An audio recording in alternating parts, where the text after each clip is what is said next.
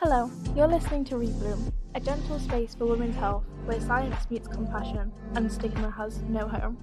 I'm Tegan, and each week we slow down, peel back the noise, and make room for clarity about our bodies, our hormones, and most importantly, our lived experiences. This is a place to unlearn stigma, understand your body, feel supported as you navigate your own version of health.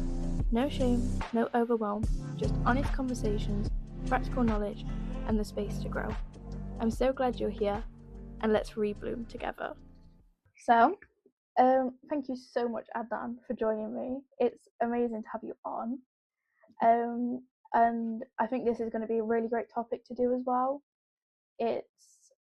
I think you're someone who is so mentally resilient, and it shows in everything you do. So it's really amazing to have you be a part of this, come on to Rebloom and talk about your experience. Thank you, Tegan. That really means a lot. I've always wanted to be on the Rebloom podcast series, and I never imagined that it would be so soon. Um, I'm I'm grateful to be here today. So, do you want to introduce yourself to the person listening? Of course, um, my name is Adnaan Badat. I'm a medical science graduate. I think I can say graduate now because we're done. Yeah, So, we're going to be talking more about your mental health and your experiences and talking about reaching out to people for support. So, did you have a moment in mind where you was like extremely stressed or feeling overwhelmed or just overall just felt like you was really struggling mentally? I think one of the most stressful times of my life was when I moved away from my loved ones. They normally say if you moved away from your hometown, no matter how far you've traveled or for how long you've been there, or if you went with someone or you went alone, don't let anyone ever tell you you're not brave enough. Because picking up your life and moving it somewhere else, I think that's one of the bravest things a person can do. But for me, aside from the usual stress of adjusting to a new place, my biggest fear was missing out on time with my loved ones, and even worse, the fear of losing someone whilst being so far. And unfortunately, that's exactly what happened. I lost my grandmother, and I was completely alone when it happened. You feel the distance, you feel the guilt, the helplessness, you feel all of it. So luckily, 2 weeks before she passed away, I actually traveled back home and I got to meet her. And although she was in a coma, um, she literally had tears in her eyes. At that moment, it's so hard to explain, but it meant everything to me. It felt like even without words, there was still a connection there. And that's something that always stays with me. So yeah, that period of my life was probably the most overwhelming. Mentally, I was mentally checked out because I was dealing with loss, distance, and at the same time, I was trying to stay strong on my own. I can imagine that being really tough, especially, you know, death usually brings people together.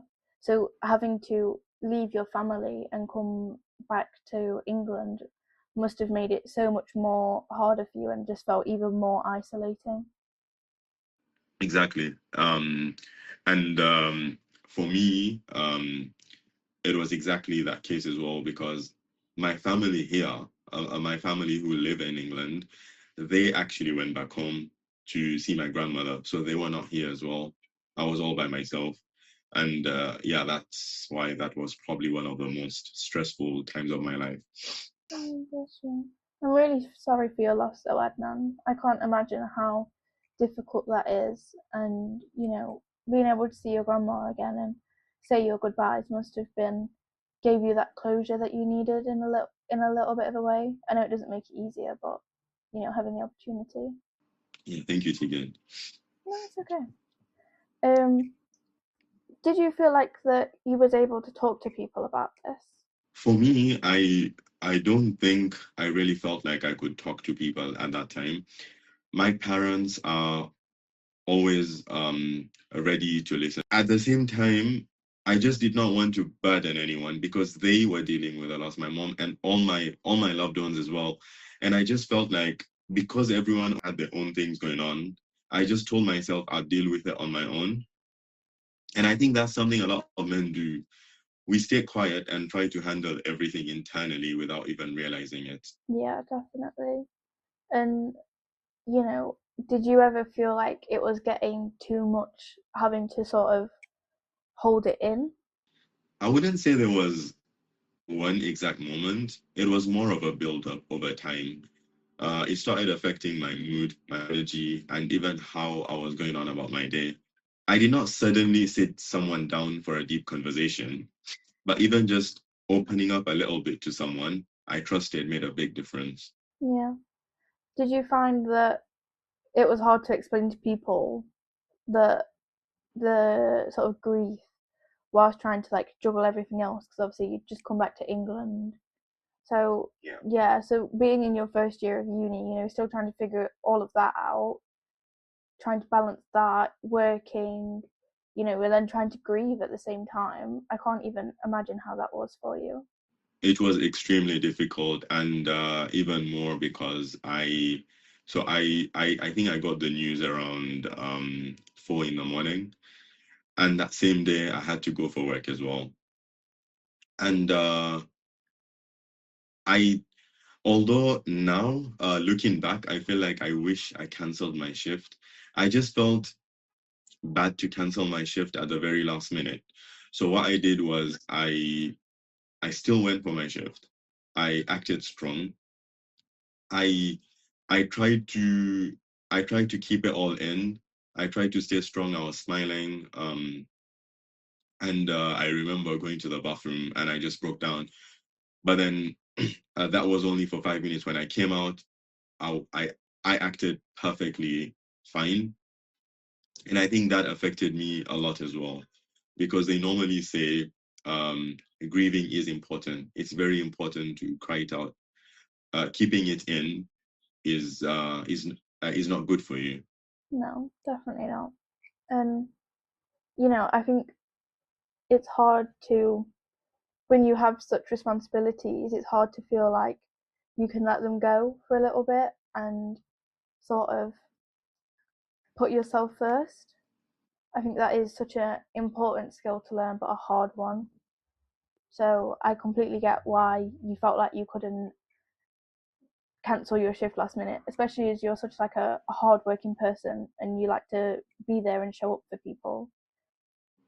Thank you, Tegan. That means a lot. I completely agree with you. I think sometimes we do have to realize we have to put ourselves first, uh, not drain ourselves completely. Yeah, definitely. And did you ever tell anyone at your work that your grandma passed away? I did, but that was after a few months, I think. Yeah, and that too, it was probably when we were having a conversation regarding my grandparents, and that's when I told them I lost my grandma a few months back. I think that's when I told someone at my workplace about it. Did like what was their reaction to that? Like knowing you, they obviously worked with you at that time and didn't realize that your grandma had passed. Did like they say anything about it? They were extremely supportive, and they literally told me I could cancel my shift, and I should have actually done that. And even then, they told me, of course, not hoping something like that happens again. But if I am in a difficult time, then it's completely fine for me to put myself first, and then everything else comes after. Yeah, definitely. Do you wish that you'd taken the support that your work offer at like closer to the time? I 100% do. 100% I do. I should not have actually gone for work on that day, and they're always so supportive. I'm so grateful to have a very understanding manager as well, and all my coworkers are very understanding. And I should have taken that time to grieve. And yeah, um, so yeah, I do feel like I should have actually contacted them, and they would be there to support me and make such a hard time slightly easier for me. I think it's good that now, obviously, you've clearly been on like a journey with your mental health where you can see now that, like, okay, maybe I shouldn't have gone about it this way. And, but like, if it does happen again in the future, you know, you're able to look back and be like, okay, this is fine. I can take time out. I can have my moment to grieve. Exactly, I agree with that. I'd probably, if I was to go back and say something to myself, I'd probably say that you don't have to handle everything on your own. It's completely fine to speak up earlier instead of bottling things up and then waiting until it gets too heavy. Just opening up a little Yeah, sooner could have made definitely. things a lot easier for me. Yeah. So I said, what do you think was like the one main thing that helped you to get through that period in your life where, you know, you was grieving, you was really stressed, overwhelmed, and just trying to get through your day to day? I think it's when I finally spoke to someone about it, and I finally felt like someone was there for me. I did get a lot of support from my family members as well. At the same time, there are some people, I've had people say things like, you'll be fine, or just stay positive. And I know it comes from a good place, but sometimes that does not really help. When you're going through something, you don't always need solutions. You just need someone to understand or even just listen without trying to fix everything. I really like that.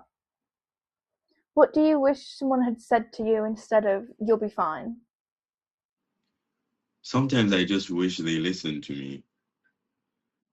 Didn't say anything, just let me um, grieve and not. Sometimes you don't have to make things better. Sometimes they say grieving is very important. It's a phase you have to go through in order for you to move on. At that time, you feel like your life has just stopped. You do not know how you live life anymore, and that's why grieving is so important. Slowly, it does get better with time. They say time heals. You never forget the person, but you do learn to live with it. Yeah, I get you. Did you, so obviously I know you said you spoke to people about it, but did you do anything else? Like, did you like turn to, you know, reconnecting with nature, or did you try and get support from like the university or charities? I did actually. I think one thing that helped me a lot was taking my mental health walk. Probably my favorite street in Leicester. I remember going to take a walk every day for about half an hour, just taking a walk there, doing nothing else, enjoying nature, being myself. I think that really helped as well. Yeah. Do you think it helped you to like organize your thoughts in a way? It did surely. It helped in ways I had never imagined. Yeah. Is it something that you still do now? I do. It's a must for me to visit Newark at least twice a week. Sometimes I might be a bit busier and maybe, but I do have at least 30 minutes to spare for something like that because it's very therapeutic. And I think I decided to make time for it. You can't ever be too busy for something like that. I feel like you do have to make time. If it's something you enjoy, then you have to make time for it because that's one thing you're doing for yourself. Yeah, definitely. Um, there's so much in like the media and stuff about like reconnecting with nature, getting yourself outside, and just regrouping in a way. And I think when we live in a world with like, you know, technology is everything, like obviously someone's, the listener now is using their phone or their laptop or whatever to listen to this. I think taking a moment to just be in nature and to just have that moment of calm when everything in your life is so loud is so important. I could not agree more. 100%. That's so true. Did you feel like you could reach out to like your university and your lecturers or like outside sources for support, or do you think that was something that at that point in your life was a very big step? I think at that point in my life, that was a very big step.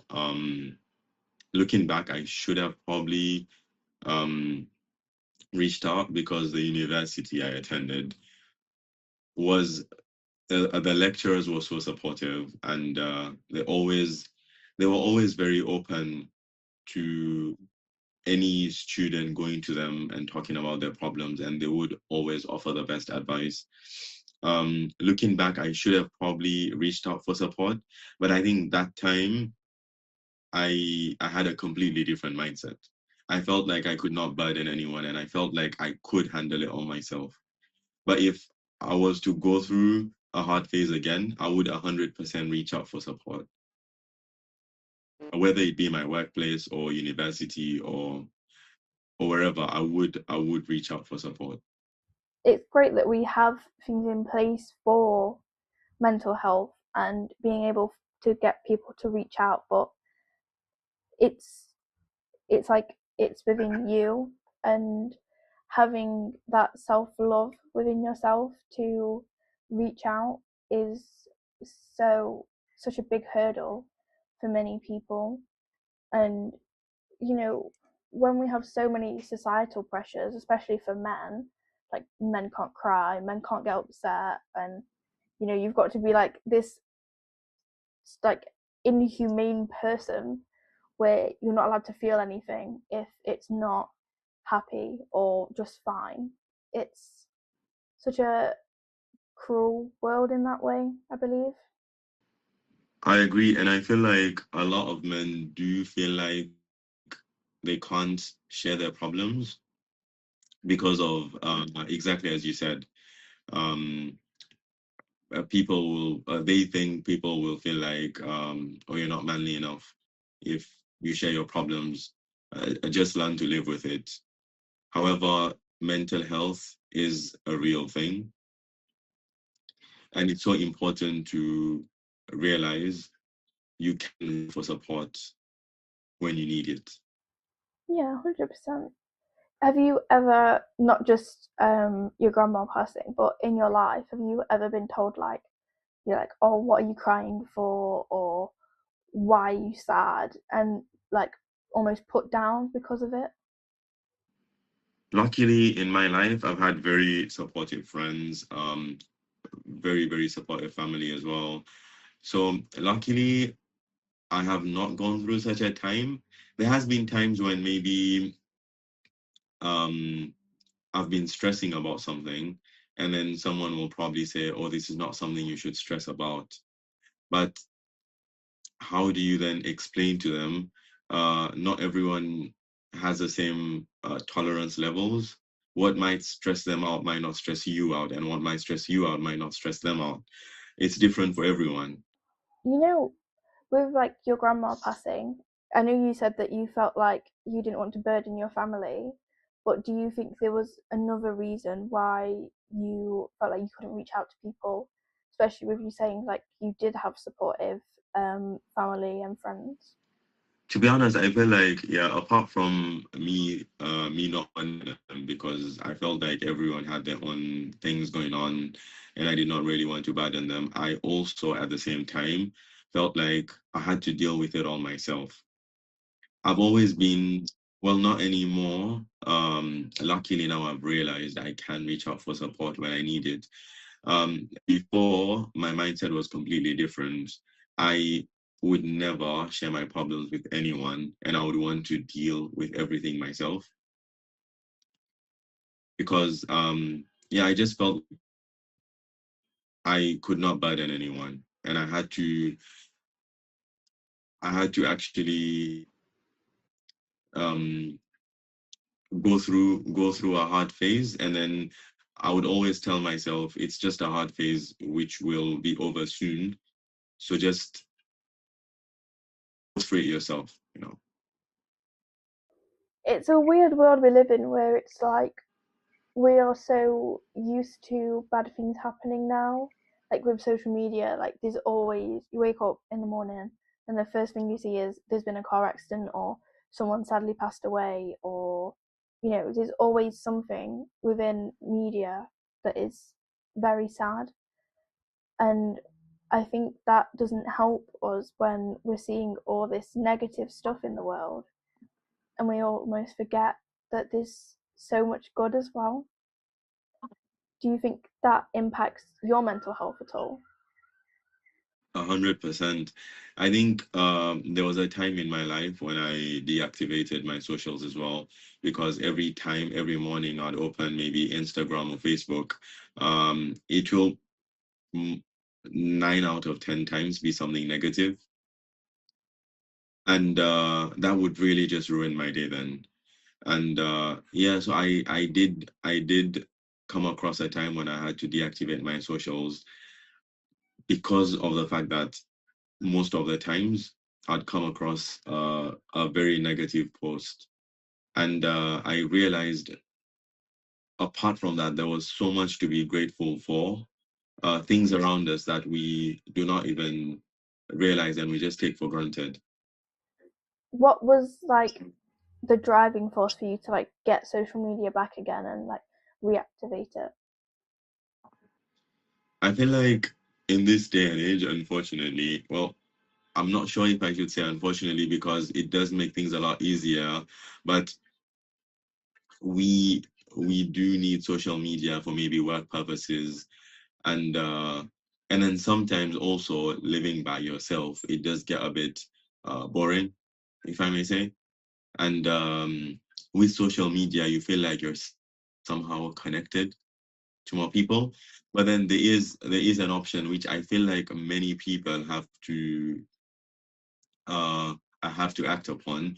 You do have an option of filtering what you see on your FYP, on your algorithm. So you could, if you come across maybe something that you do not want to see in the future, you could always click not interested in it, and you won't see that anymore. So I feel like I've changed my whole TikTok, my whole Instagram to how I want it to be. And I feel like many people should actually do that as well. So if you could go back to that person at the time who had just lost their grandma and was trying to stay strong and stay happy for everyone, what would you say to them? I'll probably say that you don't have to handle everything on your own. It's completely fine to speak up earlier instead of bottling things up and waiting until it gets too heavy. Just opening up a little sooner could have made things a lot easier.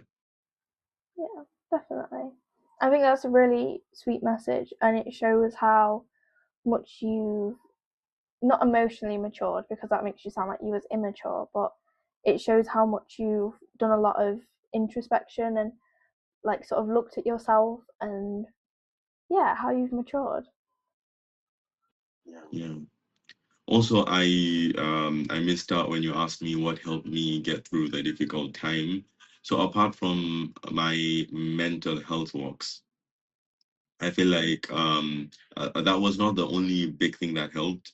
It was a combination of small things: staying busy, keeping some sort of routine, going to the gym, and just giving myself more time. Slowly, I started understanding my own emotions better instead of ignoring them. I think that shift, uh, actually acknowledging how I felt, helped me the most. Yeah, and like not trying to hide it from people, just being okay with that emotion, like sort of being there. Do you mean? Yeah, exactly. Yeah. Um, did I know this is something that a lot of people do, but I want to ask if you've done it personally. Do you find that writing or like getting your feelings out on paper helps you? Um, I did. So one of the people I reach out to, they advised me to try journaling.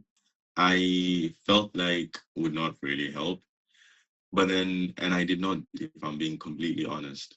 Um, But then recently, I actually started doing it, and it was actually not a bad idea after all. It helps so much. It's like you're just pouring everything out on paper, and it really helps. It makes you feel a lot lighter. I think sometimes it's hard to start when you don't know what you're feeling. You know, when you've got like just so much emotion and so much tension in like your mind, in your body. I feel like it's really hard to like start. So I understand why it might not have helped you at first, but I'm really glad that it works for you. You saying this actually took me back to the time I was actually writing my dissertation acknowledgements. It was always my plan to get done with my dissertation and then go to a very quiet place and just pour my heart out. When I sat there, when the moment finally came, I sat there and I did not know where to start. I was there for maybe 20 minutes, staring at my laptop, um, thinking about everything I've been through throughout my university journey, and even before that as well. And then once I started typing, I was typing away until I realized 3 pages was too much for an acknowledgement section, and I had to actually delete some stuff. But yeah, uh, it really um, took me back. I was reflecting upon my whole journey, and I just poured my heart out. And that also is one of the things that made me realize how important journaling is, because it was the same concept, just on a laptop instead of on paper. Yeah. I think it's like the ability and the maturity to like make a conscious decision to reflect and actually take a moment, because I think when we look back on stuff, we think in a negative way that, oh, we used to do this and we couldn't do this. But I think like writing your acknowledgement, she was obviously trying to think of happy scenarios and being able to be like, yeah, actually, I did this. I spent 3 years getting a degree, and Mhm. you know, meeting so many people along the way, and you did so much with your degree, not even in the classrooms, but so much outside of it as well. So I think journaling is one of them things where it gets you to like consciously think about not just the bad but the good, and help you to like almost rearrange your emotions in a way. I agree. It does make you appreciate the people around you as well. I remember, so now this is about journaling, but then when I was writing my, as you said, you actually reflect upon all the positives throughout your journey. And one of them is the friends you made along the way. And when you write, not that you don't appreciate them before, you do, but you appreciate them a lot more because I feel like you're consciously thinking about it, and then you appreciate them a lot more after that. To recognize that obviously you, I'm not saying you was immature before, because I don't ever imagine a time where you was immature, Adnan, but being more being more like emotionally in tune with yourself, there's something, a journey that you've clearly gone on recently, and I think it's so brave of you to be able to say like, yeah, I did struggle, and I think not many people would be able to say that. I agree. I completely agree with you. Many people would never want to actually voice it out. And I feel like it's so important for people to realize it's completely fine to talk about your problems. It's quite understandable if they don't trust the people around them. But if they have that one person in their life that they trust, that they can confide in, then I feel like it's very important that they do that. It will make them feel so much lighter when they do it. 100%. And you know, you, there is someone out there for you, and I don't mean that in like a romantic way. Like, you will find a person that you can just vent your heart out to, and you just got to find it. And I think being able to find that person is such a vulnerable journey. I have found people who I can actually confide in, you being one of them. You've always been there to listen to my problem. Sometimes it might just be something so small, but you will still listen to it, and you will offer me the best advice. ever. And I'm so grateful for you. No, of course. I think, we live in such a big, scary, depressing world sometimes, and you've got to make your corner of the world as happy as it can be. Did you have someone in your life where you was initially worried to open up to them, but then realize that once you did and you was like really vulnerable, that it was actually okay? Yes, I did. I did. It was one of my friends who, uh, at first, I felt like, so they had a lot going on themselves. And at that time, I felt like I could not really pardon them. But then once I did speak to them, firstly, they told me I should not have kept everything to myself and I should not have suffered in silence like that. And they did help me a lot to get through my difficult times after that. And I've been there for them as well. So the same energy then comes back, you know, it comes to you and you give it back as well. If you could give one piece of advice to anyone who was struggling mentally, what would you say to that person? I'd say you don't have to handle everything on your own. If they do not know who to reach out to, then maybe find a coping mechanism such as journaling. Find something you enjoy doing, find something that distracts you, and find someone uh, to who you think will be able to offer you help, whether it be there's so many services around us, fortunately. Um, you could also go for, and they are willing to offer the help. 100%, yeah. If anyone listening does need support, there will be some links in the description below, just so that you can get an idea of what exists and potentially what you might need. But yes, thank you so much, Adnaan, for your time today. Like I said at the beginning, it is amazing to have you on. I think, you know, knowing you for like 2 to 3 years now has been amazing, and just seeing your journey and how you've grown as a person has been amazing. And I'm so lucky to know you, and it's so nice to have you as a friend. Hand me a tissue box. Thank you, Tegan, for having me today. And I'd say exactly the same for you as you did for me. It's been a pleasure being in the same course as you, and hopefully we can keep up with this amazing friendship we've built over time. Thank you for listening to Rebloom, where we turn women's health into clarity, confidence, and compassion. If today's conversation sparked a question, or maybe a new perspective, then I'd love to hear from you. Remember, your health is worth understanding, and your voice is worth using. See you in the next episode.